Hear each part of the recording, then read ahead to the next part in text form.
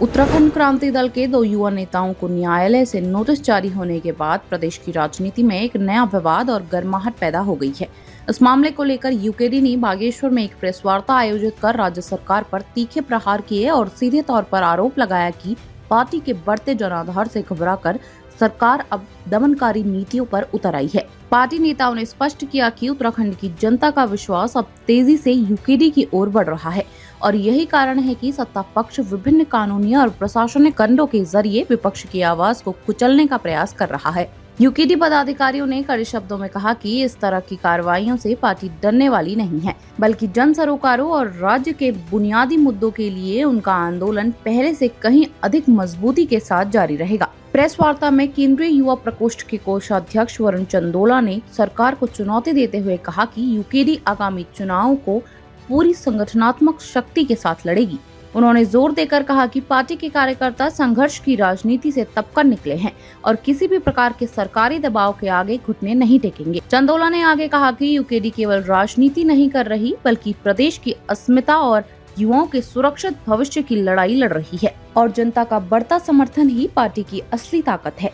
इस दौरान हीरा बल्लभ भट्ट, भुवन कांडपाल, मनोज चौहान, संजय कुमार, गोपाल कार्की और पंकज भट्ट जैसे वरिष्ठ पदाधिकारी और कार्यकर्ता उपस्थित रहे, जिन्होंने एक स्वर में सरकार की कार्रवाई को लोकतंत्र के खिलाफ बताया और भविष्य में निर्णायक संघर्ष का ऐलान किया। प्रेस वार्ता का आयोजन इसलिए है कि हमारे ऊपर शांति भंग की धाराएं लगाई गई है, अराजकता हमने करी, इस तरीके की धाराएं लगाई गई हैं। उसका सोशल मीडिया का एक वीडियो जो हमने सूपी में, जब हमें लोगों ने, क्षेत्र की जनता ने बताया कि वहाँ पे मैथ्स और फिजिक्स के टीचर नहीं है, इस बात पर चर्चा करने के लिए हम उस स्कूल में गए थे। हमने शिष्टाचार का पालन किया। उसके कुछ वीडियो साक्ष्य मैंने सोशल मीडिया में भी डाले हैं। मैं आप लोगों तक भी उसकी रॉ फुटेज शेयर कर दूंगा, ताकि आप खुद भी असेसमेंट कर सकते हैं कि क्या हमारा आचरण शांति भंग करने का था या उस इम्पॉर्टेंट इशू जो बच्चों की 35 बच्चों के जो भविष्य से जुड़ा हुआ है उससे था। उसके बाद हमने अगर 16 तारीख को हमारे ऊपर ये इल्ज़ाम लगाया कि 16 तारीख को हमने वहाँ पर शांति भंग करी, तो अगर हमें शांति भंगी करनी होती तो हम 17 तारीख को डीएम को अगले दिन ज्ञापन नहीं देते इस बात का। और आज जिन प्रिंसिपल ने हमारे खिलाफ कंप्लेन करी है, उन प्रिंसिपल का पूरा इतिहास हमें पता चलता है कि वो भाजपा के, उनकी वाइफ प्रधान है, उनका भाई क्षेत्र पंचायत सदस्य है, वो पूर्व में प्रधान रहे हैं। तो इस तरीके का अगर राजनीतिक व्यक्ति हम पे कोई आरोप लगाता है तो क्या ये राजनीति से प्रेरित है? क्योंकि अगर जो हम सवाल उठा रहे हैं उन 35 बच्चों के भविष्य के लिए, मैथ्स और फिजिक्स का टीचर साइंस के बच्चे के लिए कितना ज़रूरी होता है, ये शायद किसी जनता को मुझे बताने की ज़रूरत नहीं है। और मीडिया के बंधुओं के माध्यम से भी मैं ये चीज़ पे आप लोगों से हाथ जोड़ के विनती करूंगा कि आप इस चीज़ को जरूर मजिस्ट्रेट के माध्यम से ले जाएं, ताकि उन बच्चों को शीघ्र टीचर मिले।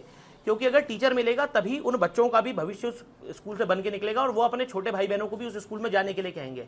हम जिस समस्या की बात करते हैं कि पहाड़ों में स्कूल बंद हो रहे हैं, उसका मुख्य कारण यही है कि जब स्कूल में जो बच्चा पढ़ रहा है उसके लिए तो टीचर्स नहीं है, उसके लिए व्यवस्था नहीं है, तो वो क्यों अपने घर परिवार के दूसरे बच्चे को उस स्कूल में भेजेगा? तो ये बहुत बड़ी और गंभीर समस्या है। राइट टू एजुकेशन हमारा अधिकार है। कई देशों में हमसे 100 साल पहले लागू हो गया राइट टू एजुकेशन, आज वो 200 साल 300 साल आगे हैं हमसे। टेक्नोलॉजी के माध्यम में भी उनके लोगों का स्तर भी बढ़ गया है। आज पहाड़ और शहर की जो खाई है, इस खाई में मुख्यतम जो बच्चे आज जो फंसे हुए हैं, जिनका भविष्य अंधेर पे अटका है, वो है जो 10 साल 12 साल 16 साल का बच्चा जो स्कूल एजुकेशन यहाँ से ले रहा है। अगर उसे पहाड़ में अच्छी शिक्षा मिलेगी और ये शिक्षा मिलेगी कि भाई यहाँ से पढ़ो, देश दुनिया में अगर कुछ नाम कमाते हो, वापस आके पहाड़ का विकास करो, तभी जाके पहाड़ का विकास होगा। और पहाड़ बचाने की लड़ाई हम लड़ रहे हैं और उस लड़ाई का सिला हमें मिल रहा है कि हम पे धाराएं लगाई जा रही हैं और हम पे शांति भंग की बात करी जा रही है। जब हम शिष्टाचार से, हमारा संजोगवश हमारे पास वीडियो साक्ष्य भी मौजूद है, तो मैं आपको वो भी शेयर करूंगा। उन स्कूलों में जब भारतीय जनता पार्टी के एबीवीपी के बच्चे सदस्यता कराने जा रहे हैं, अगर वो चीज़ सही है तो हमारा शिष्टाचार पूर्वक जाके शिक्षा की बात करना भी सही है।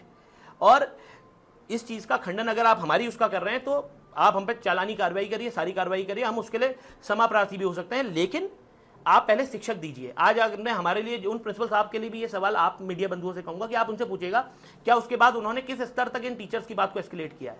सेशन शुरू हुआ है, मैं अप्रैल के महीने में आया हूँ, अप्रैल में सेशन शुरू हुआ है। सीबीएसई स्कूल है, मॉडल स्कूल है वो, तो उसका पूरा उन बच्चों का जो साल आगे पड़ा हुआ है, उस साल को किस प्रकार सरकार देख रही है, उन 35 बच्चों के भविष्य को सरकार किस प्रकार देख रही है, ये बात मीडिया के माध्यम से उठाई जानी चाहिए।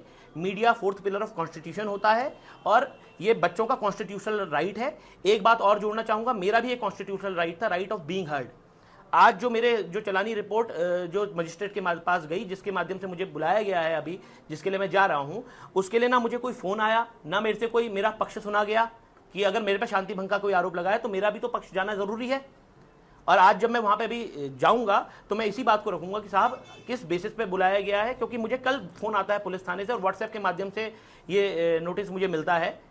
तो ये कितना सही है कितना गलत है ये मैं क्षेत्र की जनता के ऊपर छोड़ दूं। सर एक सवाल है। देखिए, मैं जब तक संवैधानिक हूँ, जब तक मेरी लड़ाई संवैधानिक रूप से है और जब तक मैं सही के साथ खड़ा हूँ, मैं 1 नोटिस भेजें और 4 नोटिस भेजें, 10 नोटिस भेजें, इसके बाद अगर मैं अभी आज भी मैं अपने जमानती लेके नहीं जा रहा हूँ, उसमें लिखा है जमानती लेके जाने के लिए, क्योंकि पहले मेरा अधिकार है कि मैं उस मजिस्ट्रेट के आगे ये बात रखूँ कि उन्होंने मुझे शो कॉज नोटिस भेजा कि कारण बताइए कि क्यों आप पे अराजकता की धारा न लगाई जाए। मैं पहले पूछता हूँ साहब कि मेरे आपने किस रिपोर्ट के बेसिस में, क्या उस रिपोर्ट में मेरे कोई साक्ष्य थे? मैं अपने साक्ष्य उनके आगे प्रस्तुत करूंगा, उसके बाद मैं आगे दूंगा। और मेरे से अब जब इस लड़ाई में, पहाड़ बचाने की लड़ाई में हम बहुत आगे निकल चुके हैं और चुनाव और ये सब तो लगे रहेंगे।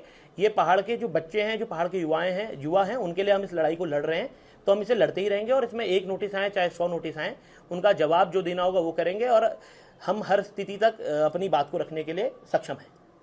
ठीक है सर।